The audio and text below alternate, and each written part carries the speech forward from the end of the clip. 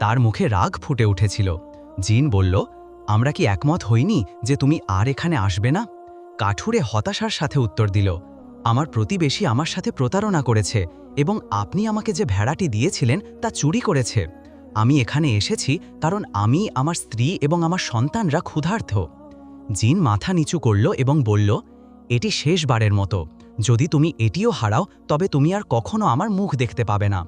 তারপর জিন তার হাত বাড়িয়ে তাকে একটি মাপার পাত্র দিল এবং বলল, যদি তুমি এতে পাথর রাখো তবে তার রূপাতে পরিণত হবে। এবার এটি হারাতে না সতর্ক থেকো। কাঠুরে জিনের উপহার পেয়ে খুশি হল এবং তা নিয়ে বাড়ি ফিরে গেল। তারপর সে কিছু নুড়ি পাথর তুলে পাত্রে ফেলল এবং পাথরগুলো রূপার টুকরায় পরিণত হল। কাঠুরে যা দেখল তা বিশ্বাস করতে পারল না এবং আনন্দে চিৎকার করে বলল, আমরা ধনী হতে যাচ্ছি। তারপর সে তার স্ত্রীর দিকে ফিরে বলল, তাড়াতাড়ি করো, যাও আমাদের প্রতিবেশীর আজ থেকে একটি বাক্স নিয়ে এসো, যেন আমরা এটি রূপা দিয়ে ভরে বাজারে নিয়ে যেতে পারি এবং খাবার ও নতুন বাক্স কিনতে পারি। স্ত্রী দ্রুত তার প্রতিবেশীর কাছে গেল এবং বলল, আমার একটি বাক্স দরকার, আমি কাল এটি তোমাকে ফিরিয়ে দেব। তার প্রতিবেশী তাকে একটি পুরনো বাক্স দিল এবং মনে মনে ভাবল, তারা এতে কি রাখবে, তাদের তো কিছুই নেই। তারপর কাঠুরে বাজারে গিয়ে রূপা বিক্রি করল এবং বাড়ি ফিরে তার বাড়িটি আবার তৈরি করল। তার স্ত্রী সুন্দর কাপড় পরত এবং তার সন্তানরা ভালো খাবার খেত।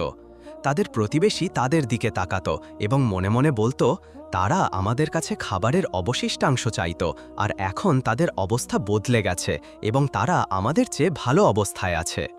তারপর সে আবার মনে মনে ভাবল, আমাকে অবশ্যই এর পেছনের রহস্য জানতে হবে। পরদিন সকালে কাঠুরের স্ত্রী তার স্বামীকে বলল, প্রতিবেশীর বাক্সটি ফিরিয়ে দাও, যেমনটা তুমি কথা দিয়েছিলে।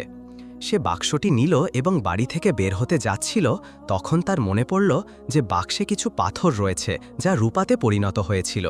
সে সেগুলো হাতে তুলে অন্য একটি বাক্সে ঢেলে দিল, কিন্তু বাক্সের এক কোণে একটি ছোট নুড়ি পাথর ভুলে গেল। যখন সে প্রতিবেশীর বাড়িতে বাক্সটি নিয়ে ফিরল, কৌতূহলী স্ত্রী দ্রুত এটি নিয়ে নিল এবং এটি উল্টে মেঝেতে কিছু খোঁজার চেষ্টা করল। তখন একটি ছোট পাথর পড়ে গেল। সে তার আঙুলের মধ্যে এটি ধরে তার স্বামীকে বলল, এসো, এই পাথরটি দেখো, এটি জ্বলছে। লোকটি এটি নিয়ে বলল, মনে হচ্ছে আমাদের প্রতিবেশীর জীবন এই পাথরের কারণে বদলে গেছে। তারপর সে কিছুক্ষণ ভাবল এবং বলল, এই বাক্সটি একটি অদ্ভুত কিছু বহন করছিল। রাতে লোকটি তার অভ্যাস অনুযায়ী কাঠুরের বাড়িতে লুকিয়ে প্রবেশ করল, প্রাচীর বেয়ে উঠল এবং সেই ঘরে প্রবেশ করল যেখানে সরঞ্জামগুলো রাখা ছিল। সে মাপার পাত্রটি নিয়ে গেল এবং তার জায়গায় একই রকম দেখতে আরেকটি রাখল। তারপর সে কারো নজরে না পড়েই চলে গেল। সকালে কাঠুরে কিছু নুড়ি পাথর তুলে মাপার পাত্রে রাখল, কিন্তু পাথরগুলো আগের মতোই রইল। সে চিৎকার করে বলল, কি হয়েছে? সে এটি আবার চেষ্টা করল, কিন্তু কিছুই পরিবর্তন হলো না। সে মাপার পাত্রটির দিকে তাকিয়ে বুঝল যে এটি তারটা নয়। সে তার স্ত্রীকে বলল, মাপার পাত্রটিও চুরি হয়ে গেছে। মহিলাটি কাঁদতে লাগল এবং বলল, এখন আমরা কি করব? সে উত্তর দিল, আমি হার মানব না, আমি আবার জঙ্গলে ফিরে যাব।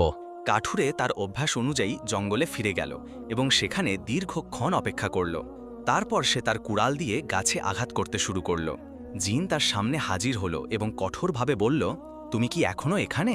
আমি কি তোমাকে তোমার প্রয়োজন মেটানোর জন্য কিছু দিইনি? কাঠুরে চোখ ভরা জল নিয়ে উত্তর দিল, আমার প্রতিবেশী দুবার আমাকে চুরি করেছে। আপনি যখনই আমাকে কিছু দিয়েছেন সে তা চুরি করে নিয়েছে। জিন মাথা নিচু করল এবং বলল, এটি শেষবারের মতো। যদি তুমি এটিও হারাও তবে তুমি আর কখনো আমার মুখ দেখতে পাবে না। তারপর জিন তার হাত বাড়িয়ে তাকে একটি ছোট কাঠের বাক্স দিল এবং বলল, যদি তুমি এটি খোলো তবে এর ভিতর থেকে একটি ছোট মানুষ বের হবে, যে তোমার আদেশ মানবে, যে তোমাকে অন্যায় করেছে তাকে আঘাত করবে এবং তোমার সম্পদ রক্ষা করবে। তারপর সে বাক্সে ফিরে যাবে, এটি যত্ন করে রাখবে এবং এর সাথে খেলা করবে না। কাঠুরে বলল, আপনাকে ধন্যবাদ উদার জিন।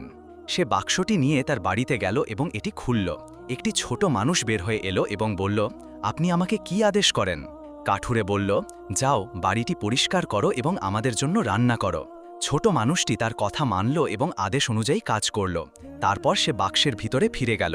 পরিবারটি তাতে খুশি হল এবং সুখে ও শান্তিতে বাস করতে লাগল। কিন্তু কাঠুরে তার অধিকার ফিরিয়ে নেওয়ার জন্য দৃঢ় সংকল্পবদ্ধ ছিল।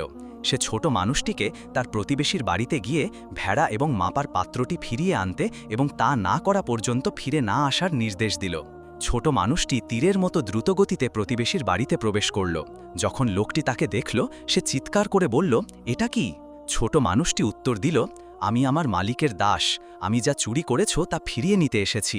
তারপর সে তাকে এমন আঘাত করল যে লোকটি মাটিতে পড়ে গেল।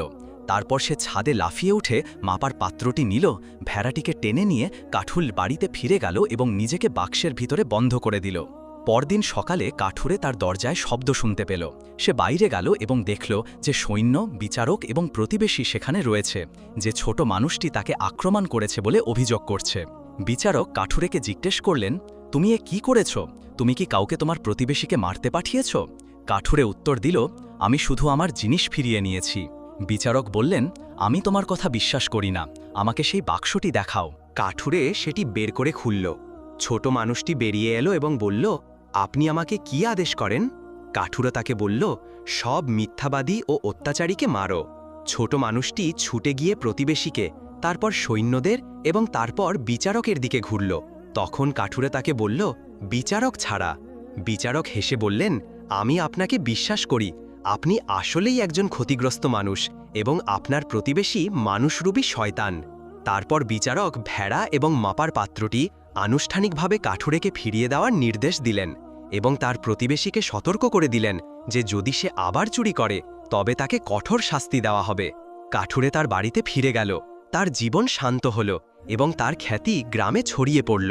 জিন দূর থেকে তাকে দেখছিল, এই ভেবে নিশ্চিন্ত হল যে তার আশীর্বাদ একজন সৎ লোকের হাতে রয়েছে। আমাদের গল্প এখানেই শেষ হলো। আমি আশা করি গল্পটি আপনাদের ভালো লেগেছে।